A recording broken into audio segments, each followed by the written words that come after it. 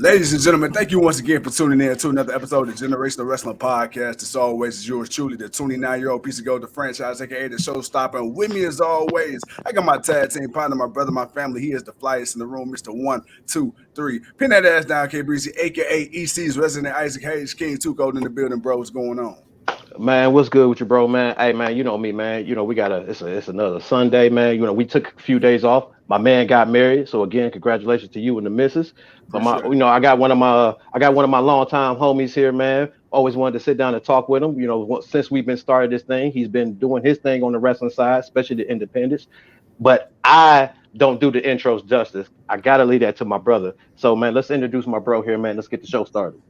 All right, with that being said, man, we got in one of Texas' finest Cleveland boy himself. He is the first black president of professional wrestling, the Don Father. We got that boy, Lou Gotti. Lou, what's going on, brother? What's good, Joe? Thanks for having me, man. What's going on with you, man? Hey, man. So I've known Lou, since what, Kurt? Middle school. So it's like, yeah. So we've been cool ever since, man. Always, one of those bros, man. You'd always talk shit with, and I'm from EC. I'm from EC. Right, exactly, baby. You know what it is. But we grow. As people, we went our separate ways, but every now and then we would see each other through the hood, riding by, whatnot.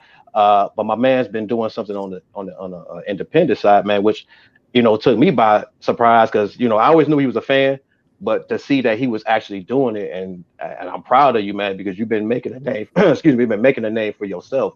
But just tell the people a little bit about yourself, man. Growing up, and how you got into the game. Yeah, man. So just like most people, I was a huge fan of professional wrestling. I kind of stopped like in high school for a hot second, working and the women and all that kind of stuff, So I kind of got away from it. And then I came home one day, I think it was like 11th grade, and my little brother was watching it. I was like, hey, man, why are you watching this crap?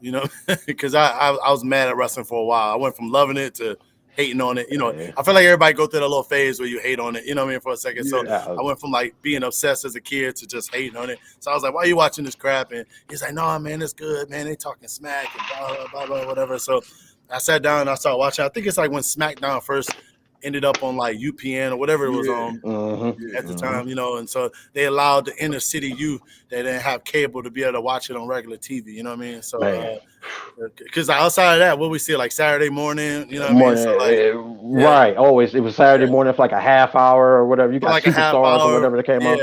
They'll be beating up some nobody dude or whatever, you know what I mean? So like he was like, nah, man, it's like stars wrestling stars, and they talking. Can we curse on here? Yeah, man. Yeah, we speaking, man. And they was like, man, they talking shit, blah, blah, blah, blah, blah. So he was like, man, they talk shit like we would talk shit. And I was like, nah. So I sat down and I watched it. I became hooked all over again, man. Like I would say, like The Rock single-handedly kind of got me back into wrestling because he felt like a real dude, you know what I mean? Plus he was talking smack. Plus he was good in the ring and everything. So like after that, I got obsessed with it. I mean, I was outside. We were not supposed to talk about it, but I was doing like the backyard wrestling.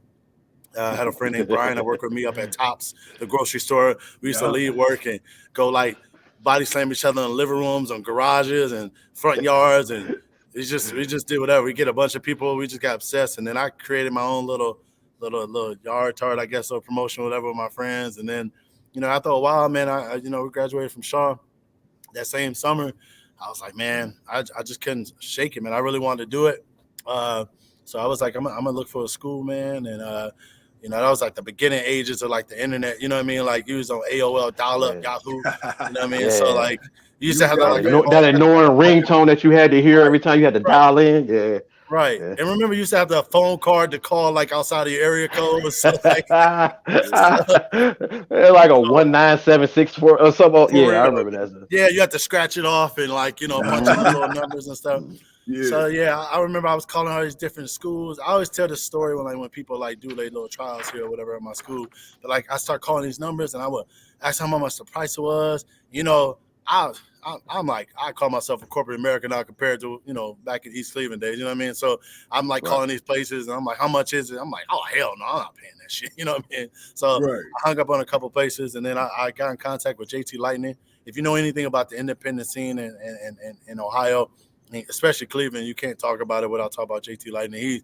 He is instrumental in like a lot of people's developments. I'll talk a little bit more about that in a second. But I called him. I was like, "How much is it?" He was like, "First of all, we do like tryouts. You know what I mean? You gotta make sure it's a good fit for you and a good fit for me. You know." And I'm like, respect. He was like, "It's $50." I'm like, I'll pay $50. Just go in there and get in the wrestling ring. You know what I mean? So I went to the west side of Cleveland, which anybody from Cleveland know, like the west side is like Puerto Ricans, white people, or it felt like that way. If you from East Cleveland, it felt like the west side is where white people are, Puerto Ricans there. You know what I mean? So I go over there. I'm on this residential street.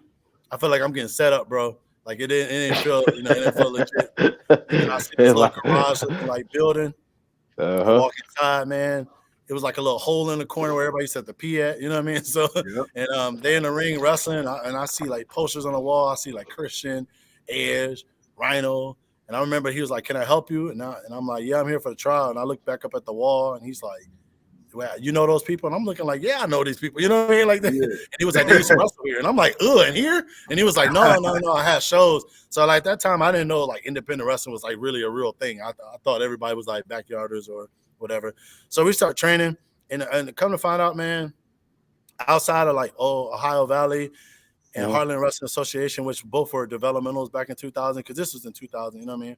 Just to kind of date everything. Like that was the most legit school, and anybody will tell you, like, because when you go to JT shows, Cleveland All Pro Wrestling, he had the young CM Punks, Colt Cabanas, Chris Heroes, the SATs, Amazing Reds, the AJ Styles, the Low Keys, the Tommy Wildfire Riches, the Chris Hammers, the Tracy Smothers, all those people was at his show. Like these my first shows, like with all these people, like a bunch of, like I said, Guido, a bunch of people from ECW, was Bobby Blaze. Everybody was just at these shows, and I'm like, once I start doing my research, like learn more about, because I'm not gonna lie, I wasn't really a part of ECW craze originally. You know what I mean? Once I started doing my research and everything, I was like, bro, this is like as legit as you can be. Yeah, that kind of started my journey, man. But like from the very, very beginning, I always wanted to be like a promoter and like a trainer. Like even when I was with JT about 2.5 years in, I was in there helping train people, and my original goal was supposed to be go back to the hood and show everybody I learned, you know what I mean? But once I started training, I started realizing they need to come here and learn the right way, you know what I mean? Because I want nobody to be teaching anybody. And then I start wrestling. I kind of got out there. Like I started training on September 2000, and I think I had my first match actually. No, August of 2000, and I had my first match in September in a battle royale, and then it's been ever since. And like I've had well over 2,500 matches. I've wrestled in Canada, wrestled in Mexico. I've done stuff with TNA. I've done stuff with WWE, stuff for Ring of Honor. Like I said, I wrestled overseas in Pakistan. I've done a lot of things. I mean, but my main goal, man, has been what I'm doing now, man. My training center and in my shows, V.I.P Wrestling is like one of the leading shows. It's a feeder promotion. A lot of stuff in like DFW right now. I don't know where we're at right now, but before the pandemic started, I had over 80 students. We got 3 rings in here. I got some posters and stuff behind me. I'm on the last ring right now. Yeah, that's just kind of what I'm doing, man. I'm just trying to build Texas talent, indie talent. We had a lot of people kind of come from V.I.P Wrestling, whether it be Keith Lee, ACH, Ray Rowe, who's Eric, part of Viking Raiders, Sammy Guevara. Those are all like my hometown guys that we help build name and notoriety, whether they wrestle the Pentagons, the Cody Rhodes, the Chris Heroes, the Zack Sabre Juniors, like the who's who of wrestling. If they were in the indie scene between 2014 and 2018, they were here at VIP Wrestling. So, well, I want to ask you, man. Go ahead, franchise man. Because I want to talk to you about VIP Wrestling, but before we get there, you talk about Cleveland and Cleveland wrestling scene. You got your guys like you, the Shane Taylors, the Johnny Garganos, the Wardlows, right, so on and so forth. Then you got Dolph, Dana Brooke, the Miz, so on. What do you think it is about Cleveland and Ohio area, man, that we just kind of is all over the pro wrestling circuit right now? I mean, I'm like I said, I gotta give homage to JT Lightning. Like almost everybody you name come from I call it our family tree. I give you a prime example. Like JT trained, or he's responsible for training the people that train certain people. So, for example, JT trained me. I was one of the first trainers for Michael Tarver, who was in Nexus. JT trained Johnny Gargano. JT trained a guy named J-Rock, who trained Shane Taylor in EC3. JT trained Josh Prohibition and M-Dog, Matt Cross. JT, and then I just found out I was a person that broke in Wardlow. I didn't know that. He started at my schools in Cleveland before I moved. Like it was probably with me for like a month or two, but I broke him in the business. Apparently, he did a podcast where he talked about me, and I was like, I didn't even know that was Wardlow. And but like I said, he came from us too. Like almost everybody outside of like Miz and stuff like that, almost everybody come from JT in some way, shape, or form.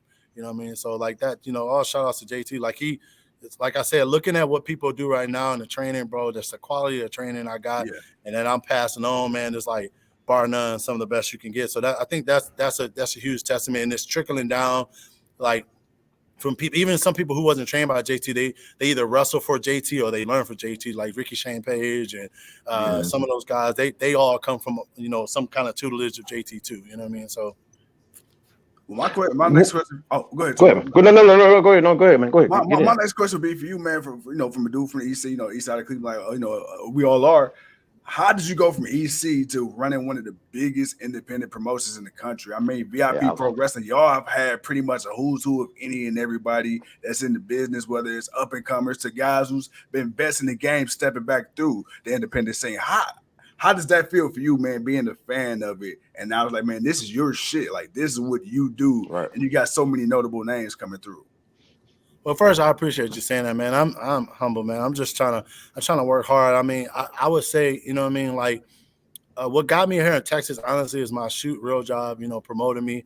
Like to run a whole call center out here. So I moved my whole family out here. I got 4 kids, and I had no intentions of leaving Cleveland. I ran a promotion called Hard Night Wrestling there, and I had the Cleveland Dungeon. We were doing pretty well, you know what I mean? But I would just say, like when you come from Cleveland, bro, like East Cleveland and Cleveland, it's a hustle about us that everybody don't have. And it's not a knock on everybody's city, but like Texas is awesome, bro. I love it down here, but in some ways they're kind of slow. We Midwest, bro. We're on the move. I'm trying to go and I'm trying to make some stuff. I don't wait for stuff to happen. I make stuff happen. And I feel like that hustle and grind I got from Cleveland, bro. We used to be out there in the blizzard, snow flying in apartment buildings. You ain't had no choice. If you wanted to get something or go somewhere, you had to go outside.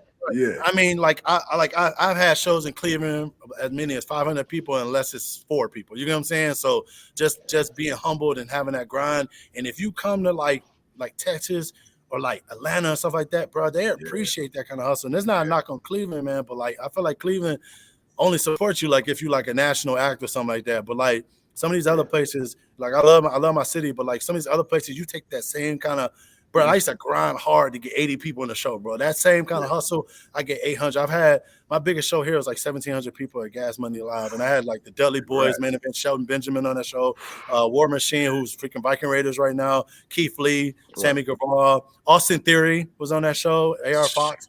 It was a crazy show, and like I said, that same grind, the same hustle, like I feel like you put it to play, and people appreciate it. You know what I mean? So like I said, it's because of Cleveland, man. Cleveland make you work, bro. You can't.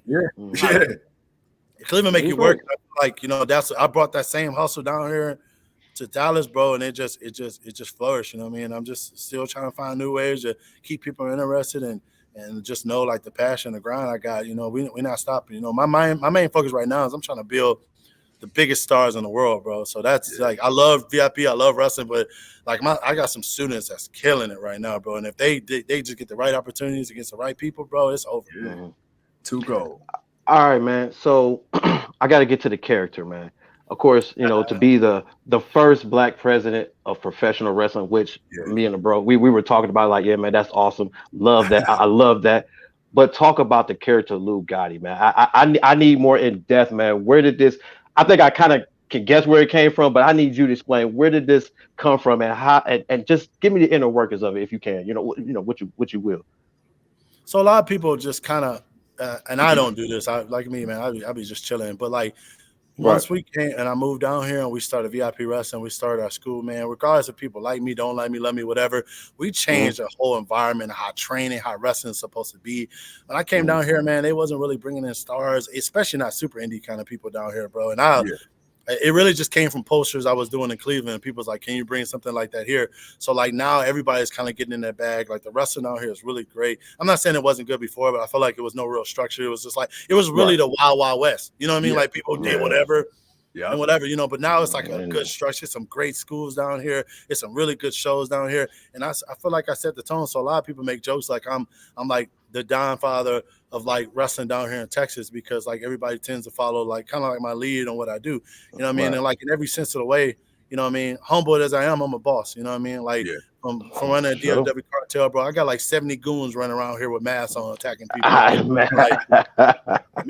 seen you cussing out the one. I seen you cussing out the one dude, man. Cause they're like, all right, man, my man is he is in deep with this. I like it. I love it, man. I always make jokes like it's like I got my own little, like even before we started the like DFW cartel, they was like, man, I got like my own little like mob type situation cartel, and I was like, yeah, I do. You know what I mean? So a lot of the characters just come from an extension of what's really, really going on. Like I said, I won one of the biggest shows out here. I have one of the best schools out here, whatever. But that's not just because I'm special. It's just I just constantly put in the ground. Like even right now, bro, like I could tell you for a fact, one of the leading schools out here literally changed everything they do to kind of match what we're doing in terms of structure-wise. So we like we changing shit, man. We just making shit, and we setting stuff up for the betterment of professional wrestling. You know what I mean? So like I'm a boss. You know what I mean? And I got a lot of people. Like I won't get too much into it, but it's a situation going on down here with a particular person that was kind of involved with a lot of things. But everybody's waiting to see what I'm doing with this particular person before they make a decision. You get what I'm saying? Like that. So they're like, y'all better not make a move on the boss, or else y'all sleeping with the fishes. I got you. And I think it's funny because it's apparently like if I say it's a no-go, then everybody's like this person was like literally I talked to these 4 different promoters and they're like, what is Lou doing? Like we pretty much they won't tell me that, but if apparently they're following my lead, you know what I mean? So I mean that's pretty cool. So like I said, everything I do is kind of like when I was doing the president thing, you know what I mean? I was like first black president of pro wrestling. Barack Obama wasn't even president yet when I started. He like won a primary and I was just like, let me try this. And when I first started it, like the first month, everybody was like, that's stupid. And as soon as he won, it blew up. I had a Secret Service, a first lady. All my moves had something to do with it. I had the stimulus kick, the stimulus package, the Bill of Rights, the 4 more years, you know what I mean? So I just, like I said, I always tell people what their characters is. It got to be an extension of you, man. Like, I'm a boss, man. You know what I mean? So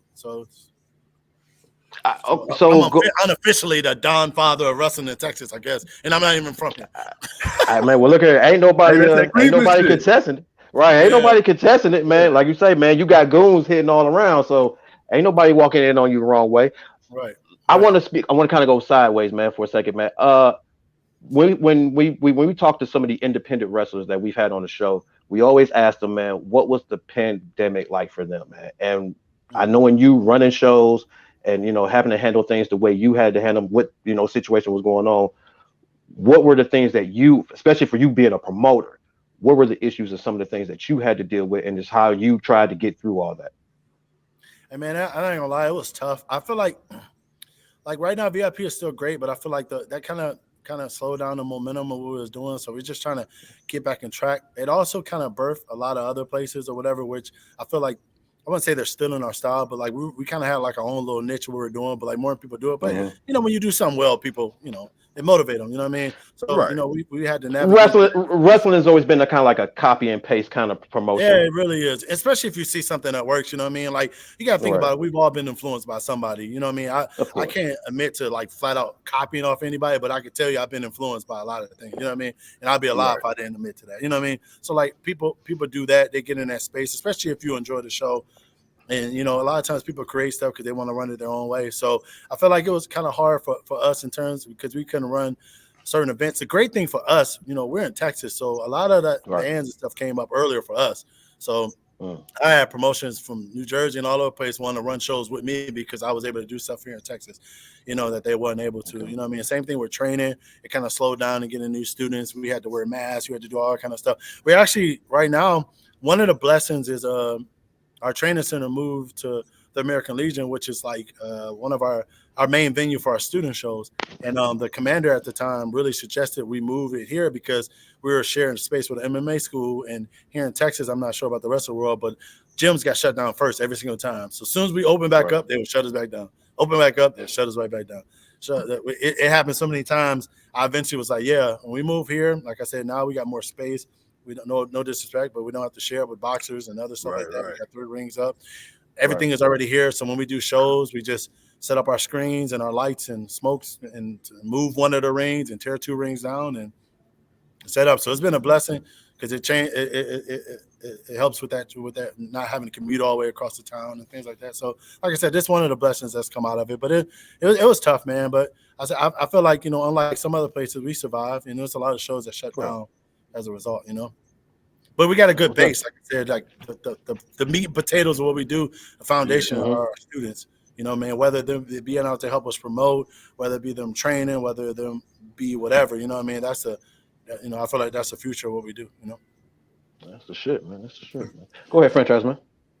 I know you said, you've mentioned several times about being a boss and, you're promoting everything. My thing is, my question for you would be, when did you realize, okay, yeah, you can go in the ring yourself, but when did you realize you had the gift to teach? Because it's one thing to be able to do it yourself, but not everybody has that gift to be able to teach others how to do what you do or to be even better than you are. So when did that come to your mind? Like, damn, you know what? Maybe I could step back and kind of be that beacon of light for the next generation. So that's a really good question because there's a couple instances in my life where I realized like I like to coach. One, I was like 12 years old. And I used to live right there on Taylor and Euclid. And he know. I used to live right there on Taylor and Euclid. And right behind the little right down the street from me. Yeah. We used to play baseball and I sprayed in batters boxes and all. They probably still there, I don't know. But sprayed in batters boxes. And in the hood, nobody was really playing baseball like that. So so like I had a bunch of young kids from ages like 6 and up. Like I'm teaching them how to play, and it took a lot of patience because they 6, 7, 9, 10. You know what I mean? But I got a lot of joy when I see some of these kids that go from age 6 to 9, and now they playing baseball and they doing other stuff, whether it be basketball or whatever. I took joy in that, and then I had a couple of situations, which was like kind of like trial situations with WWE, and that was kind of like. It was a blessing, but it was kind of stressful. You know what I mean? Because like back in the day, bro, like size was everything, bro. So like I'm about 6'2", 232, but like when I first started, I was 6'1", 6'2", but I was like 170 pounds. So it was a big thing. Like you need to get to weight, bro. You need to get weight. So it's like it felt like that was everything. But like I said, I was one of the guys that helped start Tarver out. So like when he started going through it, whether it was setting my ring up, I'm helping him through things, and then he eventually got signed. I got way more joy out of that than I did out of anything I did. Don't get me wrong, I love wrestling, man, but I love promoting shows, but I'm a trainer first, and that's like my main passion, my main joy. Like every single day, coming and train these kids and finding new ways to do stuff, and just being an instrumental part of someone else's development. I would rather. Like I tell people, I want to be 80 years old in a rocking chair, talk about the 40 world champions I created. You know what I mean? So that's my motivation. I would rather be connected to those 40, 50, whatever people than me be, whatever. You know what I mean? So like I noticed that at a very young age. I like to live vicariously through other people, knowing that like I said, whether it be Keith Lee and Sammy Guevara, I know I was a huge instrumental part in terms of like letting the world see who they were. I mean, that's all credit on them and their ability. But at the end of the day, you could be the best wrestler in the world, but if you're in the corner of the world and nobody know about it, like his theme started with us. He wrestled Zack Sabre Jr. and he literally blew up after that. Like he was already killing it, but he was wrestling some of these lucha shows that nobody knew nothing about. He wrestled Zack Sabre Jr. blew up. Keith Lee got to wrestle against the Young Bucks. Yeah, and freaking did like the front tuck flip on the outside and a bunch of other cool stuff, and everybody was talking about him like crazy. And then he went to Beyond, which really helped him blow up even more after that. You know what I mean? So like just being an instrumental part of these people's development and getting them an opportunity to wrestle some of the people that we consider the best in the world. I take pride and joy out of that. So that's how I knew. I was like I like doing stuff. I love wrestling, bro, but I don't get the same joy than when I watch somebody else I trained or I had something to do with the development. You know what I mean? Yeah. You mentioned it a little earlier, man. We said, because of the size and because of the times of back then where, it was all about your size and how big you were. Man, talk a little bit about just kind of what that process was for you trying out for WWE. And then I eventually, I do remember when I seen you on there, you were the security that got beat up. Like, I remember when that happened, and just talk a little bit about that, man. Just kind of like what the process is with trying to get in with them. And then, you could also talk about what, happened later on. Right. So, just to be clear, I don't think I've never had one of the formal official tryouts. What they was doing Okay. is like, we used to have like, they bring people in for extra talent, right? But Yeah. like back in the day, like extra talent was like your segue to getting the actual tryout, right? So Okay. I remember when I had the president gimmick, John Laurinaitis loved it, bro. He freaking loved it. You know what I mean? He loved it. And I remember he introduced me. No, this guy named Ty Bailey, who was like one of the agents at the time. He introduced him, Laurinaitis, and he told him my gimmick. And right then and there, he told me to get in the ring with Nick Nemeth, who's freaking Dolph Ziggler. I used to wrestle with him all the freaking time in their ring. You know what I mean? And then they were like, "Oh, that was good. Let's come back here. Let's do promos." And then it turned into like, usually when you do extra talent, you do like close proximity, like from Cleveland, I do Cleveland, Columbus to Toledo, right? But then it started turning into like Buffalo, Philly. Like I was like all over the place. And then I even heard murmurs of like they maybe even have a name for me and everything. And then out of nowhere, it just like stopped. But I do remember hearing some conversations about like like you gotta get bigger, bro. You gotta get bigger. You gotta get bigger. You gotta get bigger.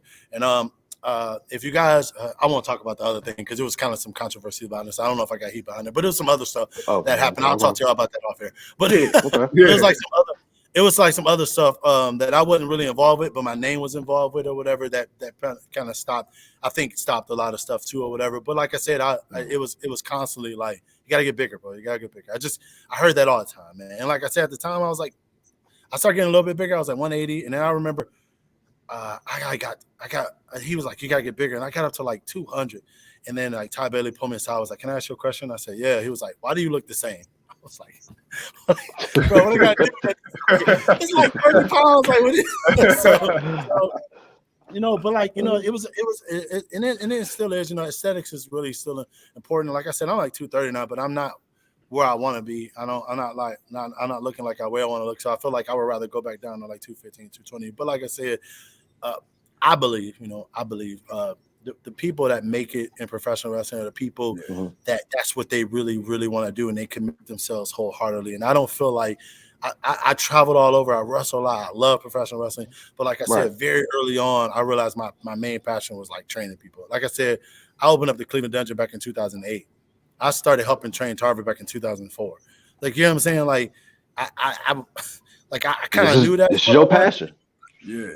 I would tell people any day. I was like, people was like, what's your goal? I was like, I kind of wanted to go to WWE like for a second, have my WrestleMania moment, and then like quit and start my own stuff. I said that at 17, bro. Right. So like, I kind of knew where I wanted to go the whole time. I kind of knew where I wanted to go, like the where I wanted to be the whole time. You know what I mean? And it was just different channels I was trying to get to before I got there. You know what I mean? But like, I'm ultimately doing exactly what I wanted to do. I'm blessed. You know what I mean? So well, you say they use guys for special talent. So it was like, how many times? Because I know the one, but were there other times that they ever used independent talent for just like extra stuff that they would do on the shows and stuff like that?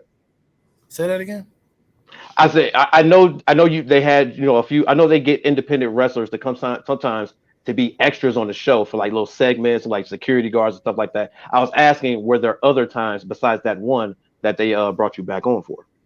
Man, I've done, no exaggeration, bro. I probably did like extra talent like 17 times, bro. It got to a point, bro. It got to a point to where no disrespect. It's always an honor to be there, to be able to learn, to get in there, to learn.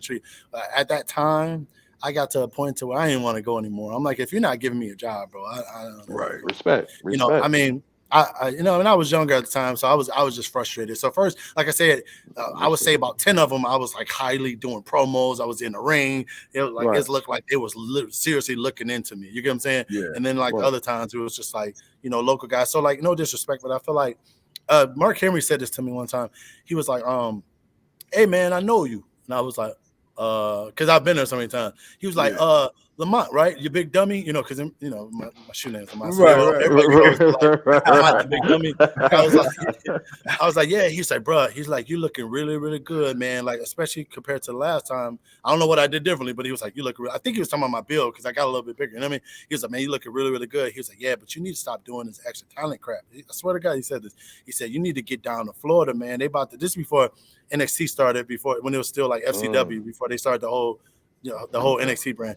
And he was like, man, you need to get down to Florida, man. They're building something brand new down there, man. They're not gonna really be using these extra talent guys looking at y'all like that. You really need to get down to Florida or something like that. So like probably like 2 or 3 years later is when everything started to happen with the like really building out the NXT stuff and things like that. So he was right, you know what I mean? So like I consider it a blessing, bro. Plus that catering is some of the best food in the world.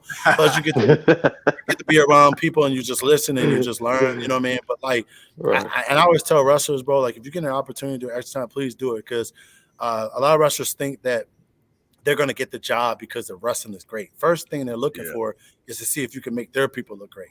You know what I mean? Because those are the people that's going to talk about you. Let's say I get in a ring, because I know at the time I got a bunch of compliments from Dolph Ziggler, so that helped. You know what I mean? I sold well, I listened well, I followed well. You know, before I even got a chance to do a move to him or touch him, because that's an asset for them. That's money for them. You know what I mean? They're not about to let some guy from the Indies smack him or slam him and they don't know if he can get hurt. You get what I'm saying? So it really just turns into making their people look good. So that's one thing I tell my students. You got to show you can make them look good, because those are the people they're going to walk up to and be like, hey, how did he do? And if they say he's terrible, he don't listen, he bumped bad, he's held bad, you get what I'm saying? Then it goes. So I think it's a valuable thing for everybody to go in there, humble themselves, listen, learn, and continue to make whoever you're in the ring with look like $1 million. And those people are going to be your, you know, just like any job, bro. Like you ever notice like a job, I hire somebody that knows somebody that works there quicker than somebody off the street. Right. You know what I mean? So they're it's gonna and it works here too. Like I got plenty of people trying to wrestle for VIP wrestling, but the people that get in here, I'm gonna be honest with you, they get in here quicker are people that's already creating a buzz and people that my people will vouch for.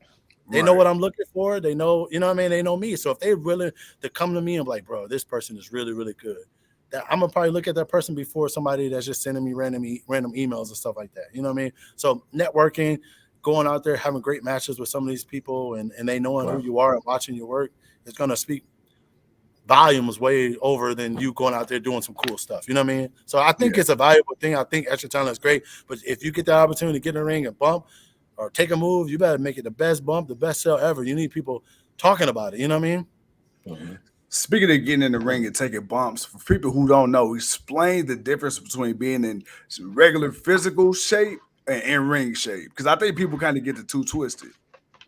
So and I think the reason why they get it twisted is because a lot of people think this ring is like a trampoline. It's just wood or metal. You know what I mean? I mean, granted, it's not as hard as a floor, but it's hard. And usually I love my tryouts because people take a bump and they look at me and I'm like, yeah, man, I need about 30 more of those. And what the I'm like, yeah. Tell their face, it's like, I thought this was going to be like a trampoline or something. I was like, no, it's very painful. You know what I mean? And like, you got to be a special kind of person to purposely fall down and hurt yourself all the freaking time. I mean, you build some kind of, I want to say immunity to it, but you kind of get used to it, but it's still painful. Your body is aching all the time. Plus, in wrestling, you got to be able to bump, breathe, move, and listen. You know what I mean? So, like, if you do a lot of other things, you just got to get your cardio together. I need you to bump, get smacked, get punched, move, listen, like all at the same time. And that's why, like, a lot of times people come in here. One dude was like, "Oh, I should be okay. I run 5 miles every day. I do this," and he was in here dying, and he was like beside himself because he had a good physique. He was in shape, and he was like, "Bro, what do I need to do?" I said, "You can do some HIIT training, some other stuff, but nothing replace in-ring training, bro. Because, like I said, here you got to breathe a certain way, you got to fall a certain way, you got to endure pain while moving and listening, and it's a lot of stuff going on at once. And I feel like unless you get into it, they won't really know. You know what I mean?" Now, also with that, so I know earlier we were talking about the Texas wrestling scene. I know we got other promotions like Reality of Wrestling and things of that nature. Have you thought about doing joint, like bigger joint shows, some of the other big companies like VIP Wrestling, like Reality of Wrestling, other people like that? Or are you right now just focused on you, your brand, your guys, and then whatever happens in the future happens in the future?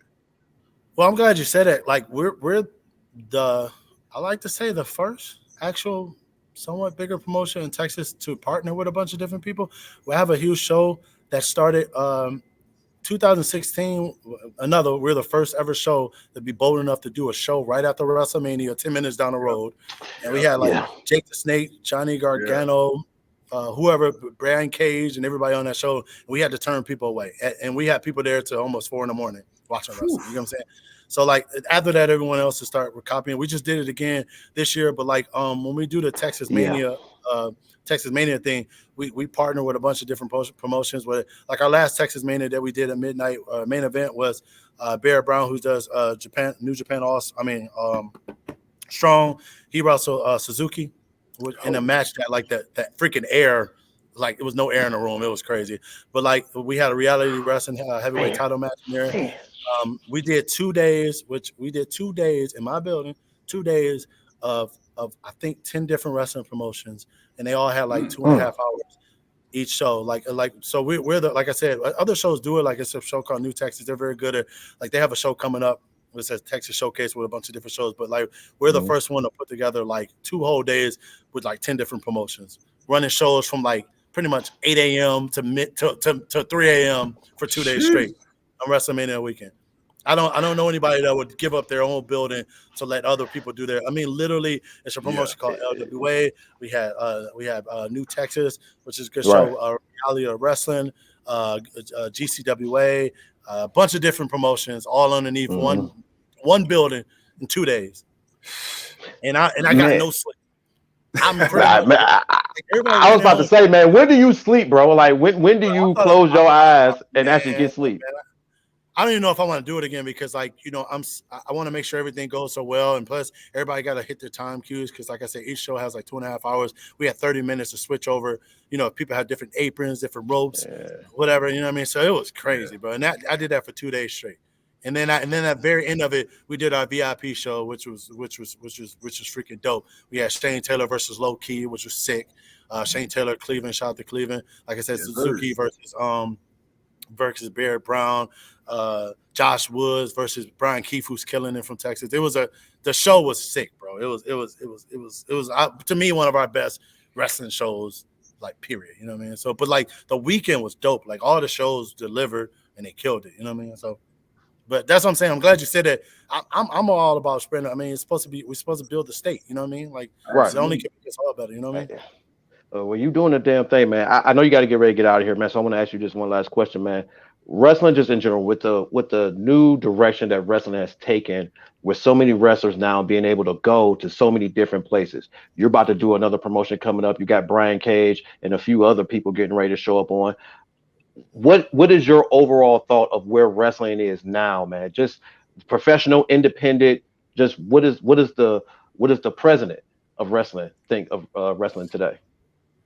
I think wrestling is thriving. I mean, it's so many different avenues, you know, with the growth of AEW, you know, being as a legitimate competition to WWE, New Japan having a presence in the United States right now, and like a lot more emphasis on the indies, whether it's title match or any of the other streaming services or whatever. They're really making wrestling more accessible to people so they can see different styles and different ways to do it. So I love where we are right now.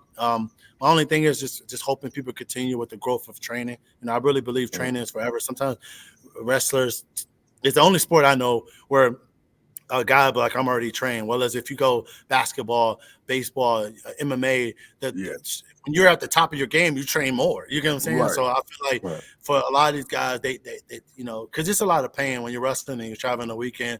Sometimes your body, and then you got to try to hit the gym and stuff like that. But like, you know, I just want people all over the world just to continue to grow. You know what I mean? And stop. I call it emulating. They tend to watch stuff, and then they just rewind it a couple of times and then copy it. But they're not underneath proper tools to show them like the right way to go about it.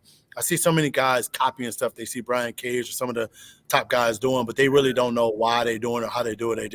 They just thought it was cool. You know what I mean? So they don't understand the builds and the psychology behind how they got to those spots and those moves and things like that. So that's just one thing I implore more wrestlers to do. Just find a legitimate training school and continue to grow. And, you know, we got a lot of whining and wrestling. People like, oh, I feel like it's politics and people they're using the same people. No, we use the people that dedicate themselves to the builds, to the gear, to the training, to the growth, to being underneath the learning tree of different, you know, top stars and things like that. You know, so I feel like more schools should be more like harder on these guys in terms of before they let them go. Like we have a harsh process. Like and no disrespect to anybody, most of these independent wrestlers out here wouldn't graduate my school because like they have to go through like 13 different things to get to graduate, and it's about 12 to 16 months before you graduate. You know what I mean? Meanwhile, we have shows that our students are on so they can be familiar with wrestling in front of a live crowd and things like that and stuff like that. So, you know, if we're more diligent, you know, and that's what I implore more schools and more promotions, be more diligent on people just getting better in their training. But outside of that, man, I think people are killing it. I love where we're going with it. Like I said, it's more exposure. There's more avenues to watch it, more streaming services, and places like you guys, like podcasts, to promote professional wrestling and the good professional wrestling, and identify. Because if you notice, I don't feel like it's many trash bag wrestlers as it used to be, because the wrestling is growing. You know what I mean? Right.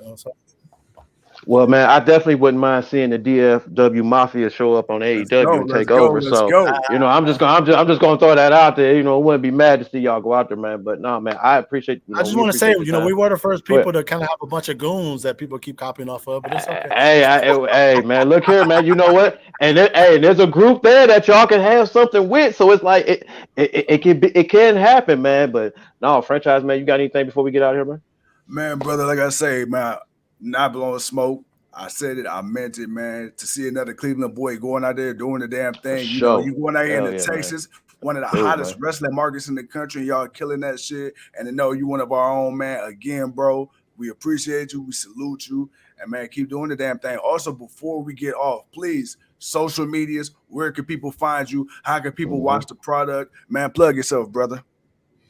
Yeah, man, and I'm gonna be honest with you. I have a team of people to help with social media because I'm so old school. I just figured out how to perfect Facebook, and people not even on it anymore like that, I guess. But make sure. Don't feel bad. Don't feel bad, bro. I like go to Twitter and I don't know what's going on, bro. I'm like, I feel like it's like them old message boards. You know what I mean? So I don't know. But you look for VIP. I think it's VIP_wrestling on Twitter. DFW_ all_pro, DFW All Pro on Twitter. Same thing as IG, VIP Wrestling, DFW All Pro on all social media platforms. You find Lou Gotti, Don Father, on all social media platforms. Just continue to support great wrestling. Like, I appreciate you guys. I was telling my homeboy here, like, I love being on you guys' show. I get a lot of requests for like podcasts, but like I said, I've known him for years. Plus, I watch. Hey, I appreciate you, man. I love what y'all do. I love when people are building up what we're doing in professional wrestling, making them more aware, and just try to get. And we're continuously trying to get more people back into wrestling. And the reason I say back is everybody got a story. Oh, I used to watch wrestling, or back when you never notice when you talk to people about wrestling, they all say the same thing. I don't watch it anymore. I watch MMA or blah blah blah blah. I was like, but the passion's still there. I feel like people think they've grown up out of it, man. Wrestling, it transcends all ages, man. If the right people, if the right product is presented to people, man, I feel like we could bring that love and that passion back among the masses like it used to be. You know what I mean? Yeah, I think a lot of people just miss the older wrestlers that were the mainstream. The Rocks, the Johns, the Stone Cold Steve Austins, the Shawn Michaels. People just miss those level of people, and a lot of folks don't feel that's what they have now. But there are a lot of guys that are on those levels and getting to that level. So, but no, man, I appreciate you, man, taking the time out. Like I said, man, I've been seeing you. I've been telling my guy about you, man. So whenever you coming back, let us know when you coming back for a Cleveland show or whatever shows are close around, man. We're going to try to make a trip out, man, to come watch you guys, man, for real. I'm glad you said that. I got a bunch of my guys and friends in Cleveland. I want to start doing stuff back in Cleveland. So, like, whether it be 1 or 2 shows a year or whatever, like I said, we have a lot of buildings. I have a lot of people out there. Like I said, I was pretty heavy in Cleveland for a while. We was like one of the most consistent shows before I moved down here. But AEW, they do pretty good shows down there. You know what I mean? So, but I feel like it's a brand or something we can bring to it. You know what I mean? So look out for us. I'll definitely let you guys. You'll probably be the first ones to know. Man, we can work together. Maybe you guys could come in there, do some interviews with some of the stars I'm gonna bring in. And everything. We'd love to, man. Let's do it. Yeah. All right, man. Well, go ahead and send us on out, franchise, man. All right, with that being said, ladies and gentlemen, thank you once again for tuning in to another episode of Generation Wrestling Podcast, man. I'm the 29-year-old piece of gold. He's too cold, and he's one of the hottest in the game right now. That's that boy, the Don Father, Lou Gotti. El Presidente, baby. Man, we'll see y'all when we see you. Cleveland boys out.